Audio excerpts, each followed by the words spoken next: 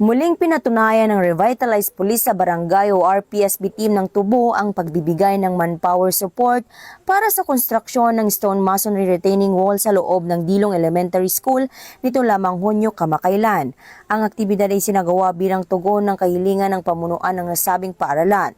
Ang aktibidad ay pinangunahan ni PEMS Froilan Wagayan ng Tubo Municipal Police Station at PSSG Marvin C. Shervo ng 2nd Abra Provincial Mobile Force Company kasama ang kanilang mga tauhan.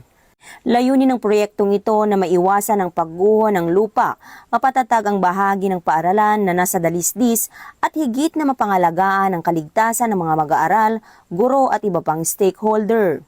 Bilang pakikiisa sa diwa ng bayanihan, aktibong nakibahagi ang mga kapulisan sa pagpapatayo ng retaining wall upang makatulong sa paglikha ng isang ligtas at maayos na kapaligiran para sa pag-aaral.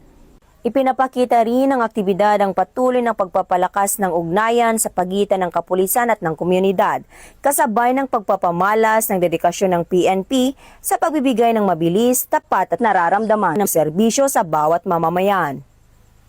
Mula dito sa Abra Police Provincial Office, ako po ang inyong Police News Network Correspondent, Patrolwoman Maria Ella Garcia, alagad ng batas, tagataguyod ng balitang pulis. Bagong PNP para sa bagong Pilipinas, serbisyong mabilis, tapat at nararamdaman.